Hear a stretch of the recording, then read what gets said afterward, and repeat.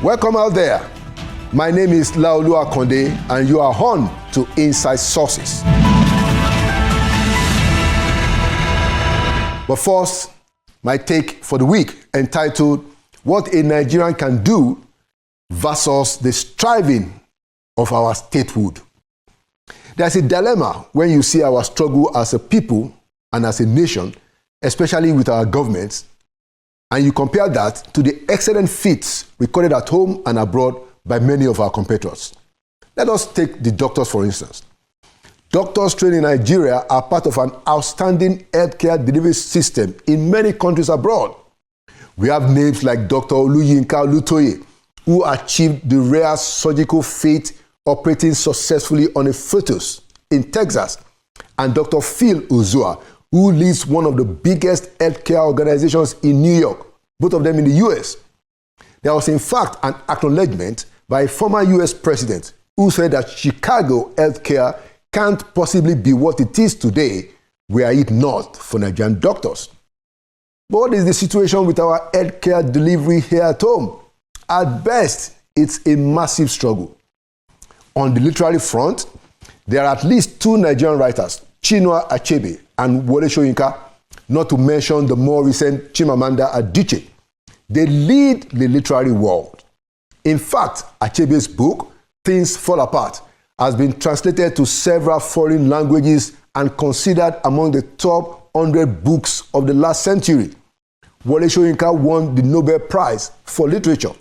Yet, our children, despite all of this, are in their millions out of school, as the public education that produced Achebe, Soyinka, Olutoye, Uzua have virtually disappeared.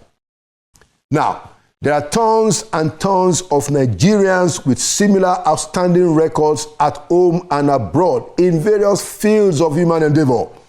Take another example, Bayo Ogunlesi, a Nigerian who rose to the top of global investment banking and is now, in a sense, a part owner of Gatwick Airport.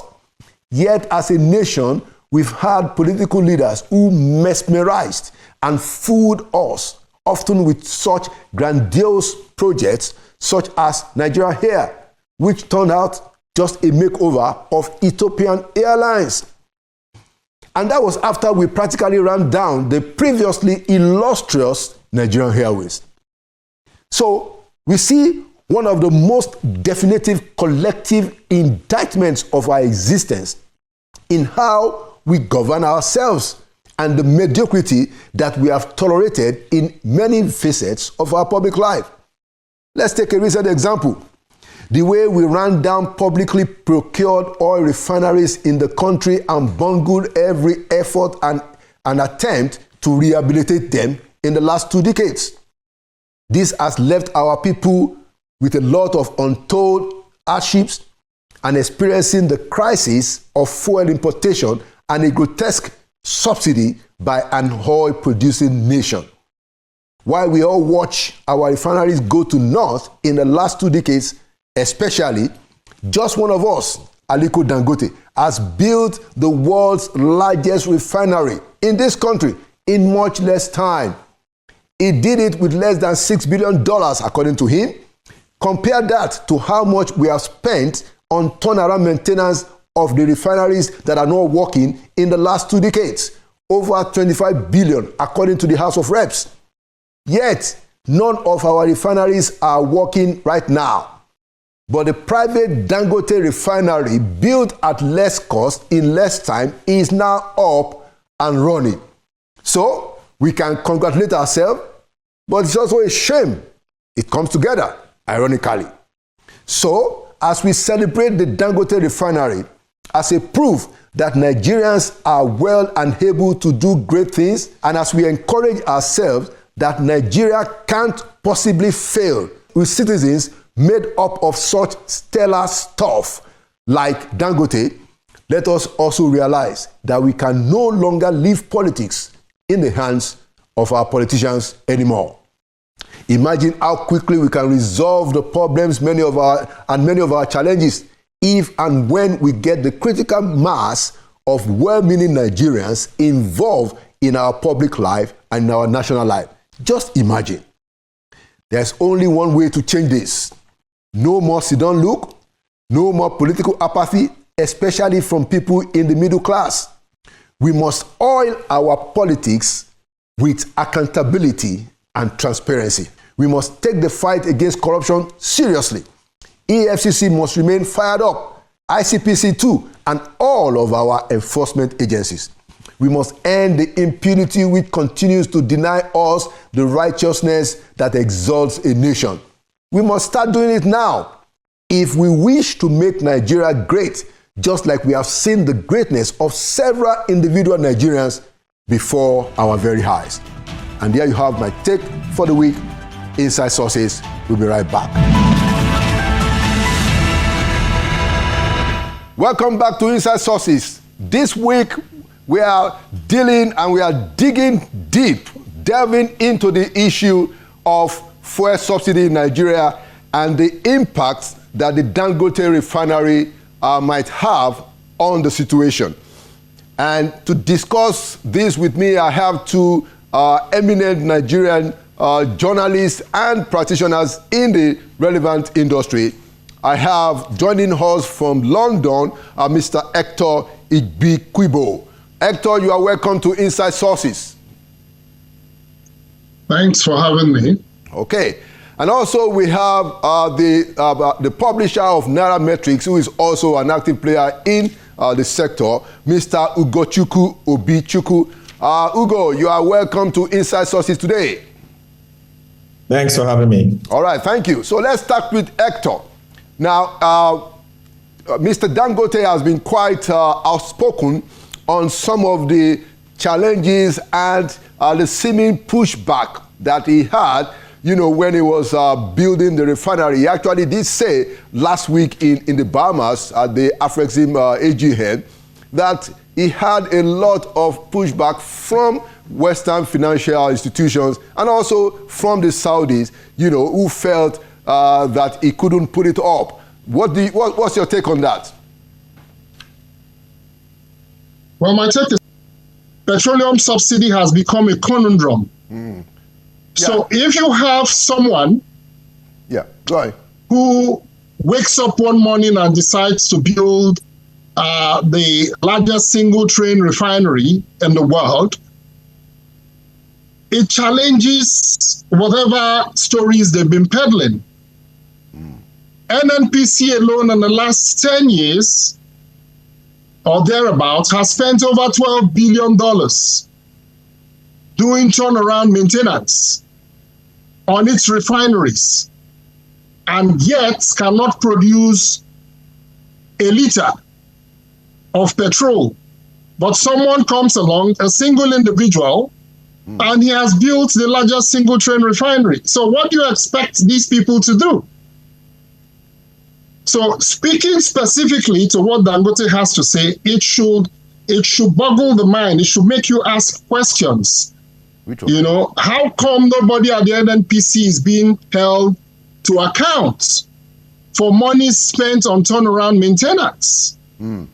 How come after building such a refinery, like the Dangote refinery, Dangote talks about importing crude oil very important to Nigeria, very important, to refine? Yeah, Hector, thank you so much. How come we have to deal with that? We're going to deal, we're getting there, just so we take it one by one.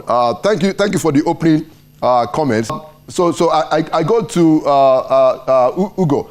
So still on that interview that Mr. Dangote had at the Afrexim, he actually mentioned that when he was at the earlier stage of building the refinery, he had a call from, I think Mr. Fali said, who was the Saudi Minister for Energy and Oil, who said to him that I heard that you are building,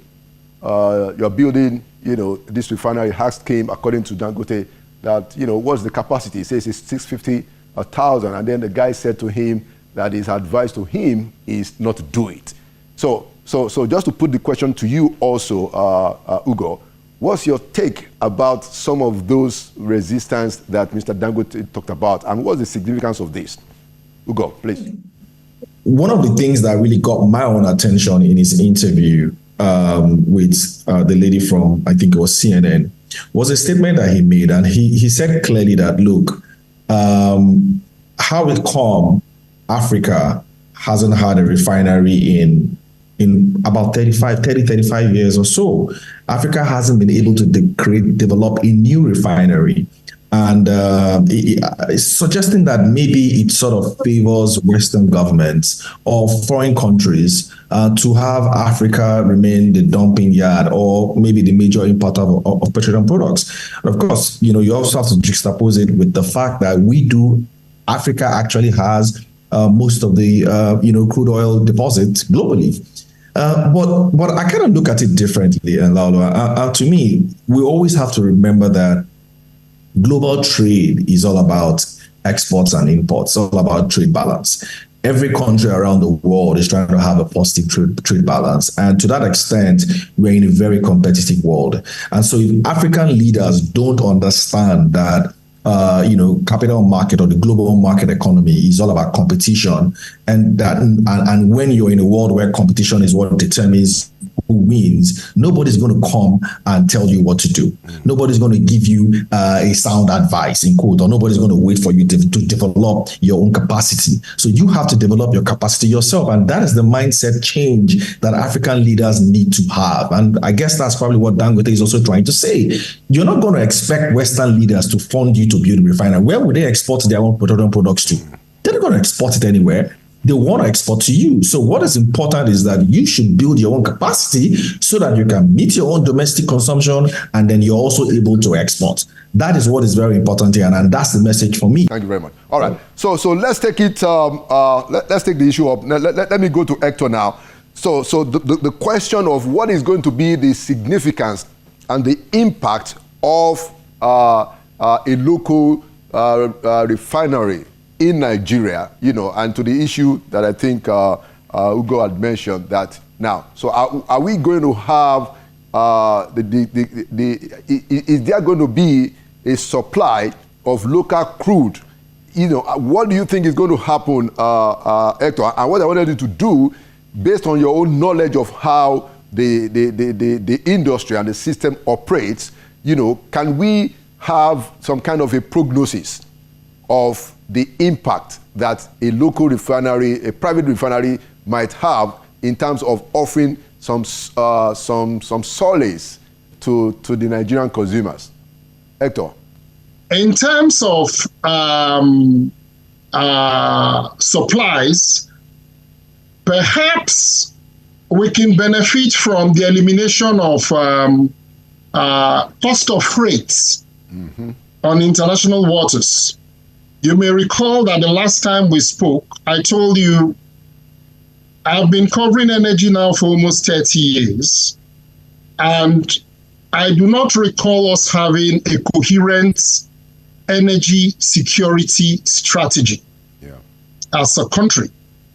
Now, the whole essence of having the NNPC refineries was to guarantee some element of energy security. Now, if we say, oh, well, we now have the Dangote refinery, the Dangote refinery doesn't belong to the states. The NNPC took up a 20% equity stake in the Dangote refinery. I would expect that you're going to have a more enduring arrangement with the Dangote refinery that addresses our national energy security needs. But such a national energy security strategy mustn't be limited to just supply and distribution of petroleum products. It has to be broader than that. An energy security strategy needs to look at the whole gamut of energy, security, supply, distribution, and stuff like that. But when you don't have one, you now resort to ad hoc approach to energy security, and that wouldn't wash. Today you have the Tinubu administration Tomorrow you're going to probably have the Laolu administration or the Ugo administration or the Hector administration, and we come up with our own idea of what constitutes energy security. If you have refineries, those refineries should work. If you have, you introduce the element of what they call this other stuff, CNG-powered vehicles, there has to be a coherent strategy in that regard. So today you have the Dangote refinery. The question we should be asking is, what is the plan in place to ensure that the Dangote refinery gets a steady stream from the 445,000 barrels a day that the NNPC gets for domestic refining, especially in the light of the reality that the NNPC refineries are not working. So there has to be an arrangement that sees us as a people, as a country, secure energy supplies. We shouldn't be hearing that the Dangote refinery is importing crude from the United States. So there's a limit to which I can speak to the impact, especially since we do not have a coherent energy security strategy in place. Okay, thank you, Hector. Ugo, let me take it to you. What's your take, in terms of what you see happening or what ought to happen? Okay, I think, I tend to agree with Hector largely. But here's something that I also tell people when I get asked this question. They say, "Oh, look, with the refinery on board, petrol prices are likely going to be cheaper. Subsidy will be completely eliminated. Maybe perhaps a lot of the high costs that we're seeing in the current pricing regime reduced." To a large extent, some of those things are probably true, but it's a bit difficult to predict. This is a privately owned refinery, and to that extent, you don't expect the man to charge at any subsidized rates. He would definitely charge his full cost so that he can recover. Now, let's also remember that as much as the refinery is local, most of the input cost for that refinery is still going to be imported, whether it's the personnel that will be servicing the refinery, whether it's the spare parts that will often be replaced and serviced.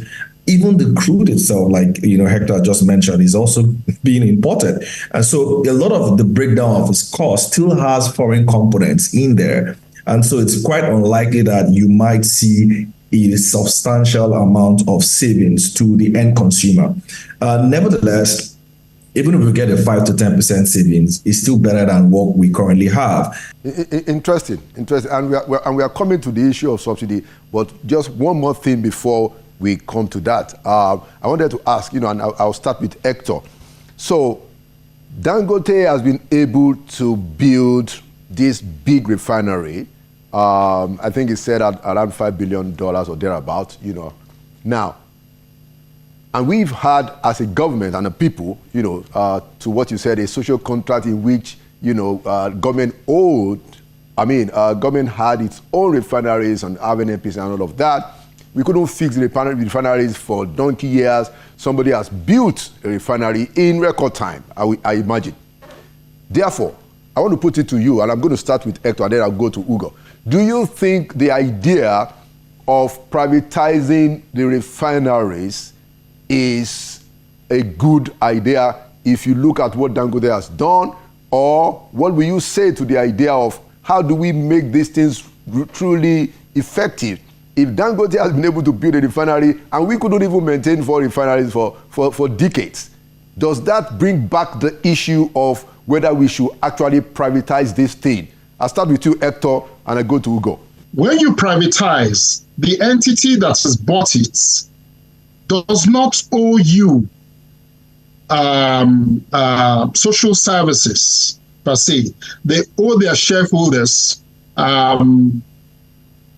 are set up to make profits. They are not set up to ensure you get petroleum products easily wherever it is you may reside. So we need to have coherence. We need to have clarity. But now, talking about ensuring that the refineries work, we need to ensure accountability. How we do that, if we have to commercialize, if we have to have some measure of government ownership and some measure of private sector participation, whatever it is we can do to ensure that there is some social contracts, then we have to go down that path. I can't sit here and tell you, yes, let's privatize. We've had some government-owned entities turned over to private sector players, and nothing came out of it. I'm well aware of the billions of dollars sunk into Ajokuta. Ajokuta has since gone to Solgas, gone to the Indians, and it is still what it is. We know of the fate of the aluminium smelter plant in Ikodabasi. Nothing has come out of that. So we now say, oh, yeah, sure, the refineries, NNPC has not been able to manage it, let's privatize it. We privatize it, and you now have asset stripping. If you've sold, you've sold. Let's not forget that Daily Times was sold. What has come out of it? Where is Daily Times and its assets today? So I can go on and on and on and on about the downside of privatization. But when you deal with national assets, such as the refineries, you're not talking about peanuts here. Where is Nitel today? It was privatized. Let's not forget that. So when we say privatize, is it the same way we've privatized these other entities? That is a big question mark. We need to address that. That's why you hear me talk about accountability. We need to begin to hold people accountable. That's the starting point. The monies that have been sunk into the revamp of the refineries, the turnaround maintenance carried out, what has happened to those monies? We need to address that. Last year, we had the petroleum minister, Heineken Lopobiri, grant an interview saying the Port Harcourt refinery will be up and running by December. This is June. He's not being held to account. What has happened to that? We can't expect that suddenly when we privatize, privatization isn't a magic wand. That wouldn't help the situation. The problem is worse than you can imagine. Thank you, Hector. And I like the point about accountability and what you have said about the energy security. And I'd like to also say that, of course, the NNPC management, they can have their right of reply on your comment anytime this platform is open to them. So let's go to Ugo. Ugo, the same question. What do you think about privatization of refineries? I think that a lot of their focus should be around setting the right policies and regulations to allow real businessmen run business the right way. And that's really the key thing here, real businessmen running business the right way. Some of the privatization challenges that we've had over the past or in years come have basically been about two things. One is the capacity or the personality of the people that we hand over government assets to. And then two, perhaps the most important, is capital, access to capital. So businessmen that don't have access to capital, either because of their pedigree or their personalities or their antecedents or their capacity to actually access capital, often fail with privatized institutions. So if you go back and check even some of the companies that he's listed, what tends to happen is that these guys, approach banks, get funding from the banks, buy these assets, but expect these assets to still generate the revenues that is required to repay the bank loans and also reinvest into this asset. It doesn't really work like that. It doesn't work like that, at least for most assets. So most assets require that you actually raise equity to buy them and then inject funds into those assets so that they can start to generate revenue. That should be the model. And so for the privatization that we've seen that have worked, and there are quite a lot of them, that has actually been the model that they have adopted. And so I think that is why privatizing refineries at the moment hasn't actually worked, because they've had these challenges in the past. Now, if you also look back to even the history or the motivation for Dangote Refinery in the first place, it was actually because the refinery that was privatized under, I think towards the tail end of the Obasanjo regime, was revoked under the Yar'Adua regime. And this was actually the basis for him saying, you know what, I will go and do this myself, because he actually had won the bid to manage one or two of those refineries. And so he eventually said, you know what, I will go and do mine myself. And this is what has given birth to Dangote Refinery. So again, we've practiced one model already. We've seen the government try to run this refinery over the years, and it has never worked. It's not working. They can't do it.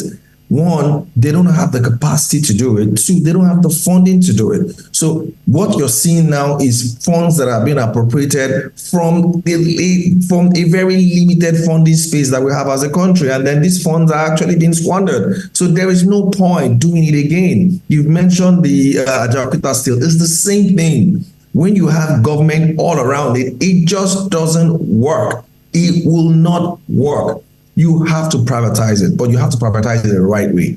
That's why some of us have always advocated for a different kind of privatization. You have to privatize companies and provide clear mandates, clear KPIs. And one of your KPIs must require that privatized companies are listed on the stock exchange Nigeria. When you list privatized companies on the stock exchange, what you're essentially doing is you're providing a pathway for pure capital formation.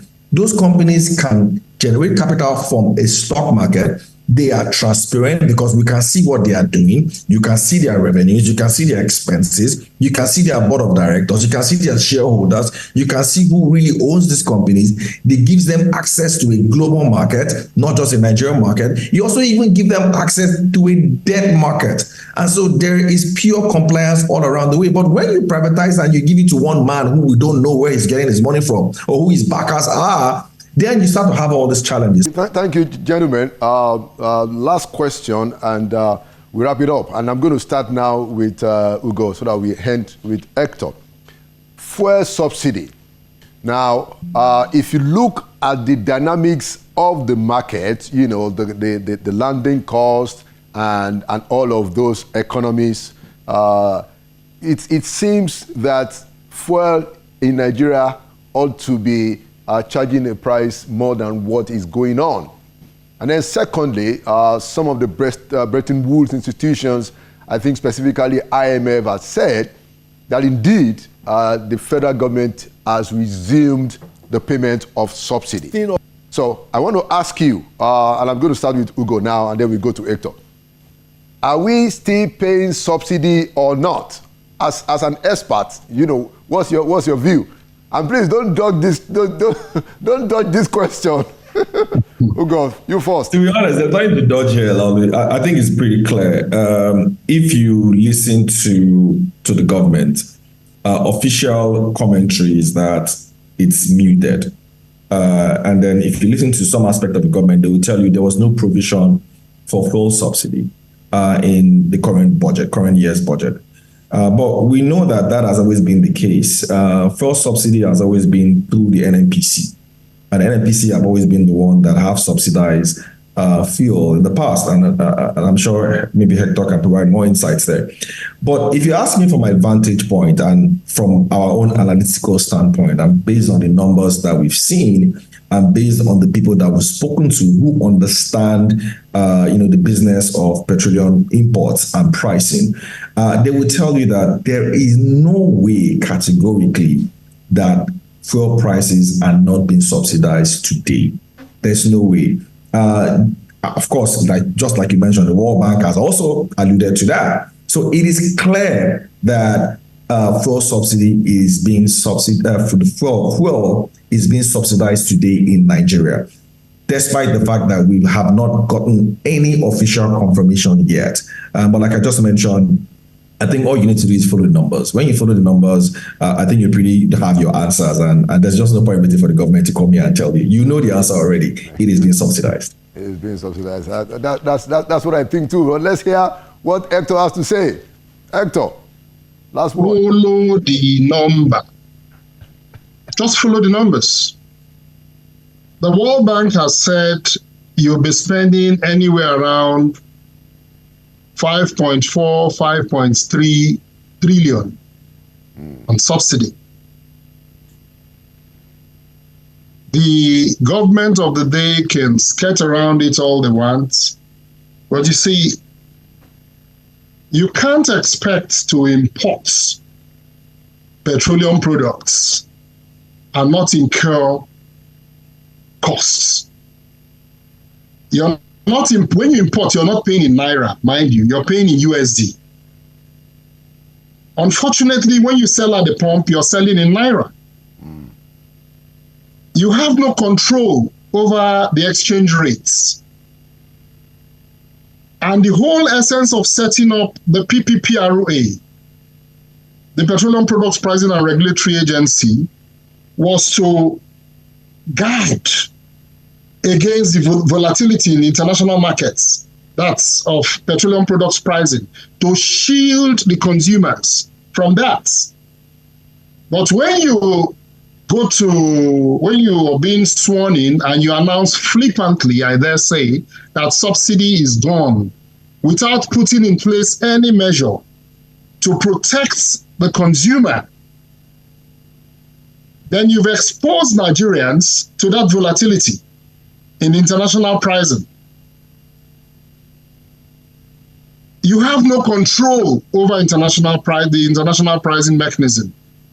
And ab initio, when we started discussing removal of petroleum subsidy under the Obasanjo administration, led by this gentleman of blessed memory, Chief Rashid Gbadamosi, in Lagos, made it very clear that the rail line to be revamped. The storage terminals across the country will have to be revamped.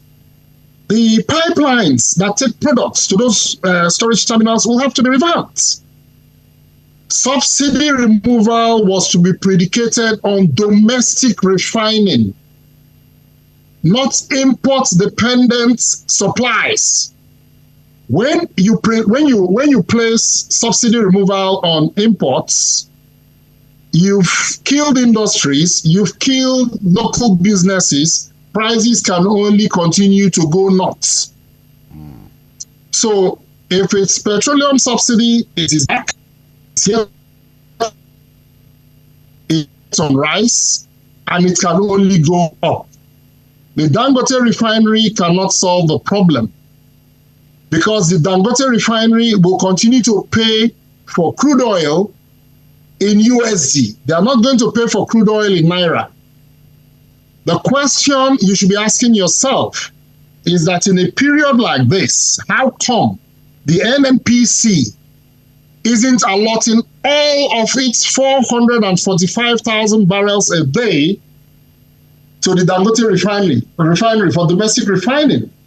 The NNPC is the sole owner of the NPDC.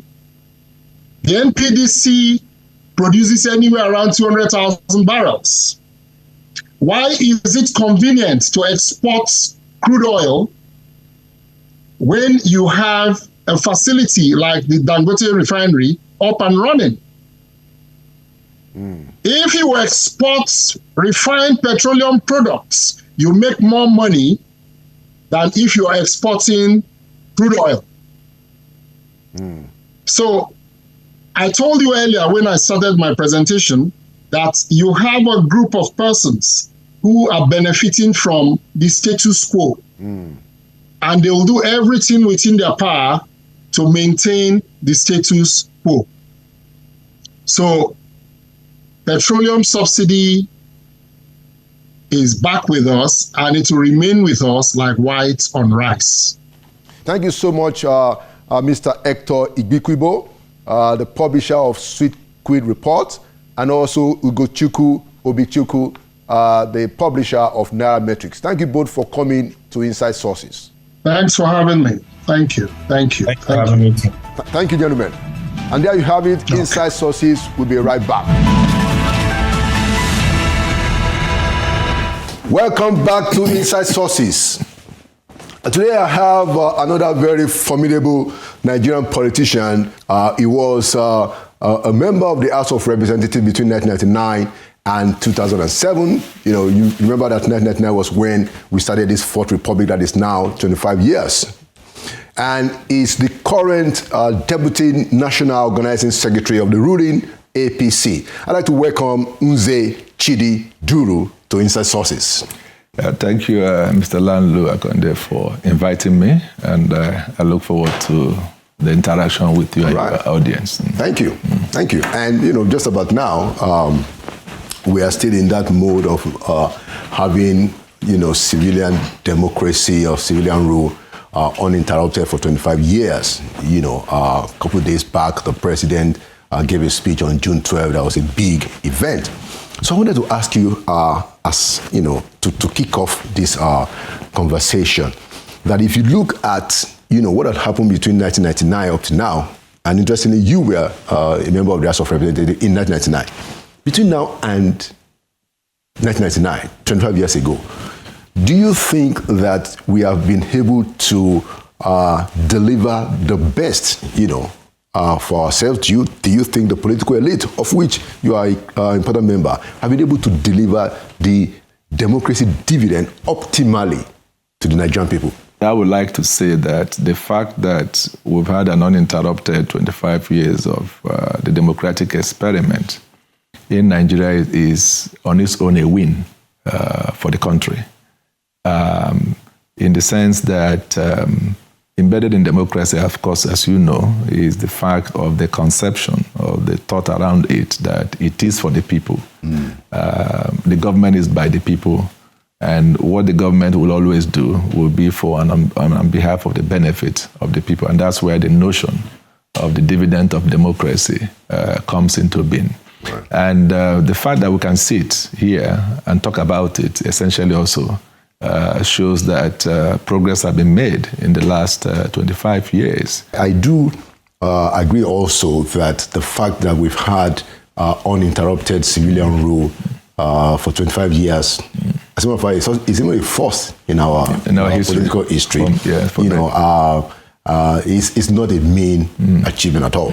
But I wanted to ask you, you know, if, in my view, if you look at where we are, generally as a country, 64 years, you know, after our political independence, I don't think we are in the right place. I believe, at the very minimum, that we ought to have surpassed the stage and the situation that we have.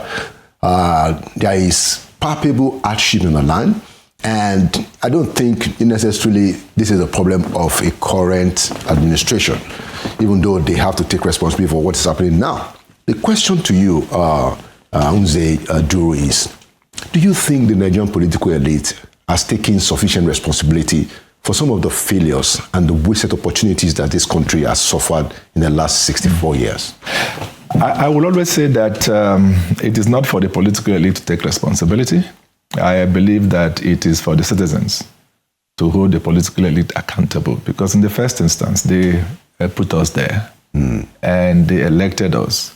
And there could be also a question, again, there's apathy in the land. I mean, I've had people say that, look, we shouldn't go in the sense of talking about free and fair election in the country. If that is the case, why is it that when we started democracy in 1999, there was close to about 50-something% of the registered voters in Nigeria at that time came out to vote. And now, the last election, we had less than 20-something% of those that registered that came out to vote. That says something, that there is an apathy, that people do not believe that the electoral process is free, it's fair, and is reflective of the representation and the wishes of the citizens. So that could also be an argument. And the point I need to also make, because government, a democratic government, is a government of the people, for the people, by the people.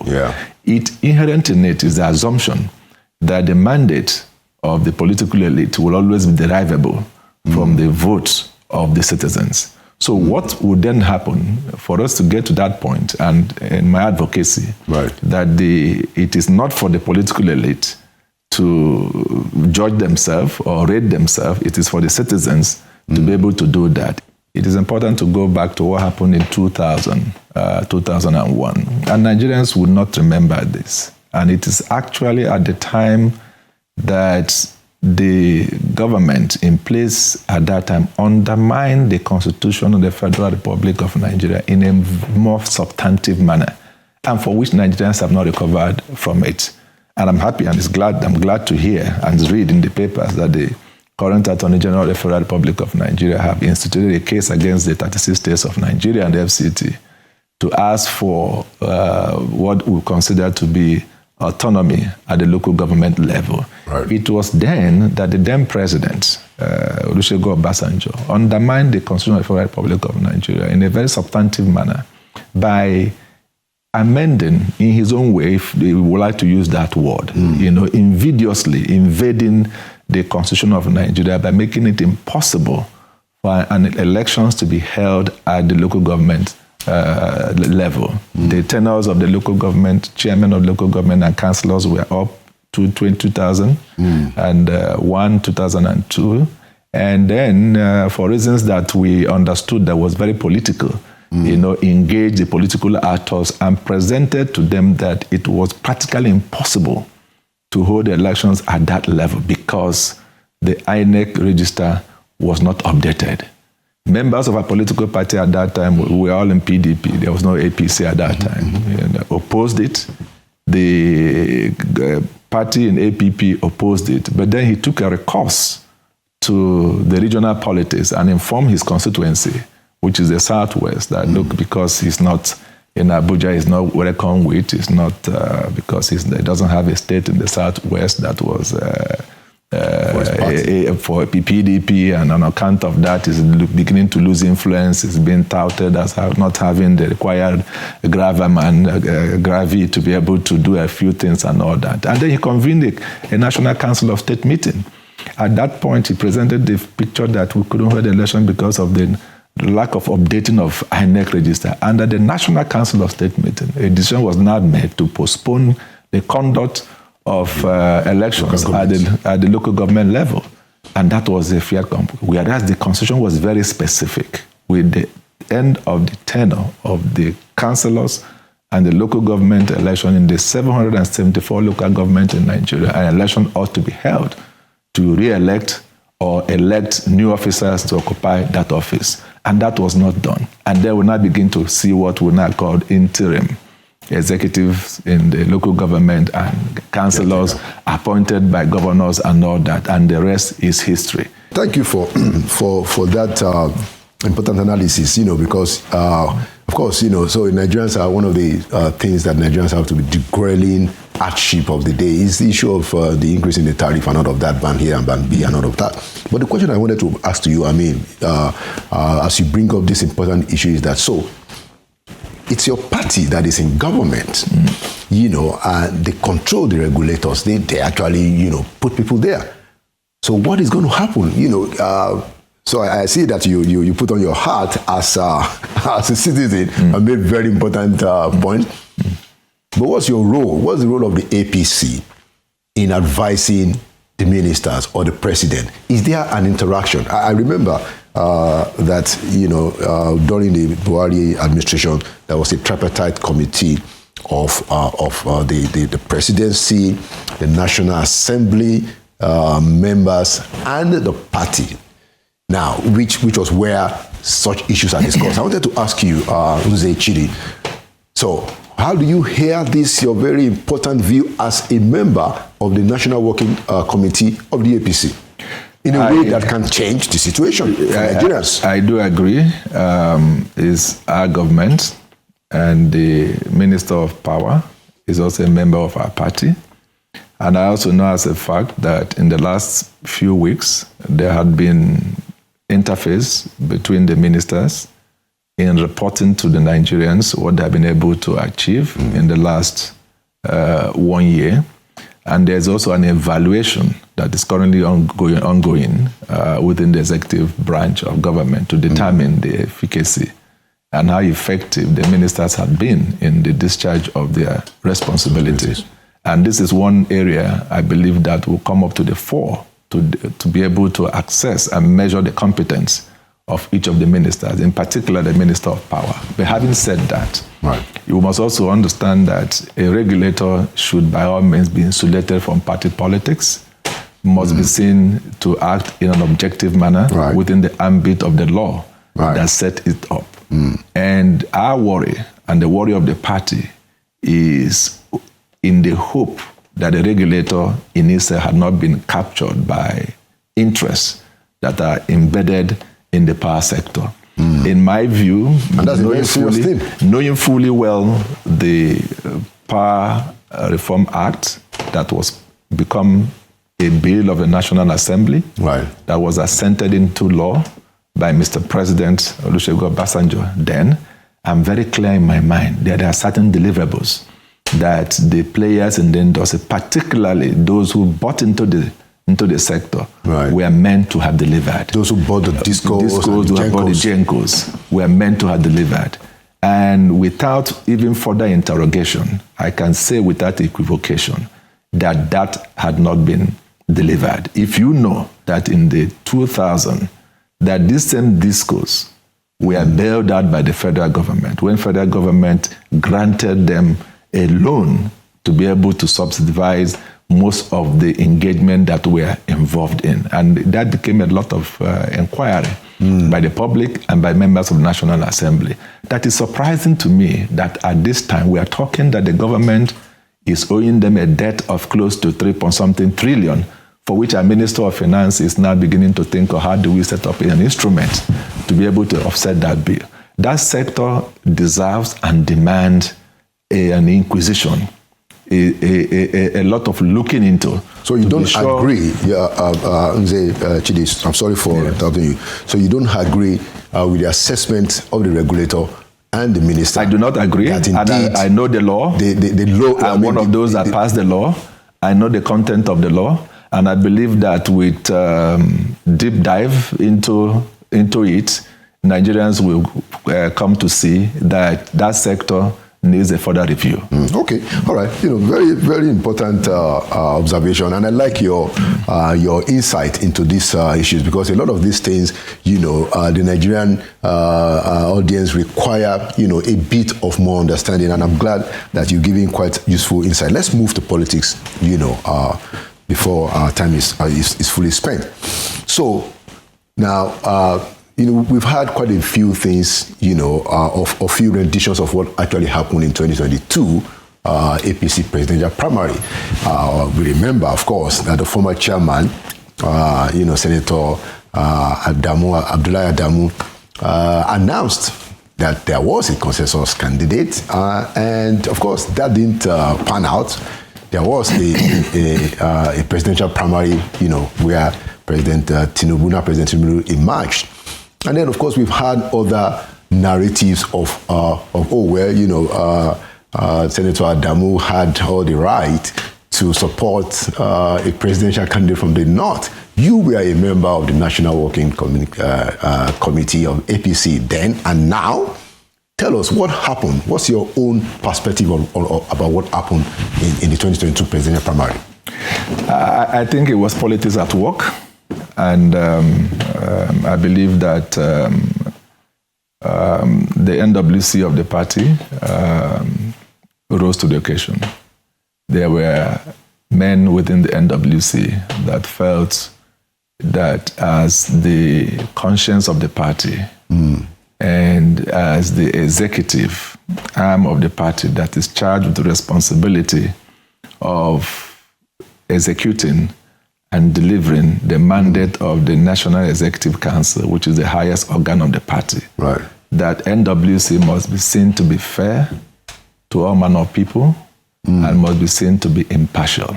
Right. And one of that instrument of guaranteeing that was the conduct of a party primaries to elect the presidential candidate of the party. And when it then came in a meeting, on the suggestion by the national chairman, the then national chairman. By the way, is entitled to his view that a decision had been made to have a particular candidate, the then former president, as Senate president, as a candidate of the party. There were a few of us, myself in particular, that made a representation at the NWC that this could not be the case. We could not have invited people to purchase the party form to stand in for election and spend close about 100 million in that exercise and not give them a level playing field to be able to do that. And immediately the meeting came to an end. In my office, we met. You spoke at that meeting? Yes, of course. I spoke I led that. In my office, immediately after that, there was a meeting in my office. And by the way, you should also know that the organizing department was responsible for the conduct of the party primaries. And we are very insistent that that process must continue. It was then that we decided that we must go public with our view that it is unconscionable and it could not happen that the arm of government, arm of the party that is responsible for guaranteeing an impartial election should be seen not to do that. And that if we do not do that, then it will mean that there's a blanket assumption that the NWC had taken a position. But again, I must also say that we have at the background the support of the then the Deputy National Chairman, North, who was with us. And of course, the current Minister of Agriculture. The current Minister of Agriculture, and then the National Secretary of the party at the background. And then, of course, the National Organizing Secretary. And after we reached a consensus in my office that this must be the stand of the men of conscience in NWC, we decided to go public and address the press. And in consultation with the Progressive Governors Forum, under the leadership of His Excellency Bagudu, we now address the press and express the determined view of the members of the NWC and the conscience of NWC that the NWC have not taken a position and that any candidate that would fly the flag of the party would be the candidate that would emerge from the process of organized primaries, which is only a few days away. And we worked hand in hand with the Governors Forum. And on the basis of that, an NWC was convened in the party secretariat that had in attendance not only members of NWC, but the Governors Forum also came to show solidarity with the view that we have expressed. And then we had to go to the house of the chairman to brief him of that position. So, and I'm happy that at the end of the day, we went into primaries, and the candidate of the party that won went into election, and the rest is history. Interesting. You know, and thank you for filling, you know, some of those gaps, because it's important for us to be able to put on record exactly what happened. But I still want to talk about a little bit more as we begin to round up, you know, about APC. So Malam Saliu Lukman has been quite, very outspoken, you know, around some of the issues that he believed are still trending in the APC. Issues of lack of internal democracy, issues of the fact that the party organs are not being allowed to operate according to the constitution of the party. As a matter of fact, you know, he said that this was one of the reasons that led to the termination of the NWC under Comrade Oshiomhole. It was the failure, you know, to abide by issues of internal party democracy, to abide by the constitution. But it says that, you know, the Senator Adamu's leadership continued, and then he left, and that, you know, right now the APC is not following its own constitution in terms of the statutory meetings, especially of the APC. What's your response, Chidi? Okay, before I go into that, it is important to also put on record the major role that was played by the National Organizing Secretary of the party, who had the responsibility to lead us to address the press in expressing the views of the NWC, the members of the NWC that was opposed to an imposition of a candidate of the party, and of course the National Financial Secretary. So that's an addition to the last question. Part of that meeting. All right. To the question of Salihu Lukman, one thing you can always say, he speaks his mind. And he is very firm with his views and represents that in a way that only him knows how best to do, which is putting his thoughts in writing. Right. And he can write as many points, editorials and letters as possible. I commend his courage in a particular day, and then he's not wanting of courage in expressing his views, and that is the beauty of democracy, being able to allow all contending views, alternative views, to flourish, to be put on the table. So I like him for that, and I must say that when he was my colleague in NWC, we put together and we worked together. Of course, different style.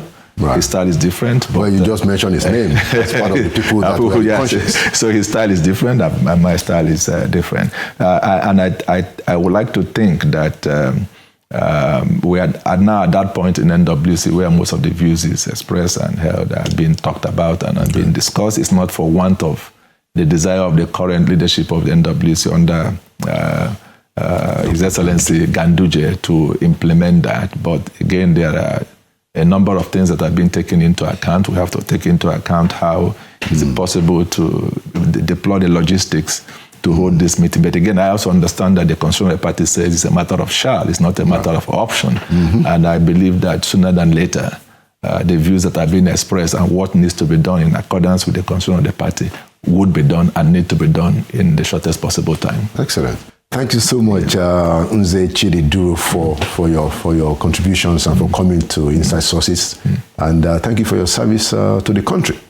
Thank you, Alanglu Akonde. My first year, my pleasure, and I enjoyed it. Thank you. Thank you very much. That's another edition of Inside Sources for this week.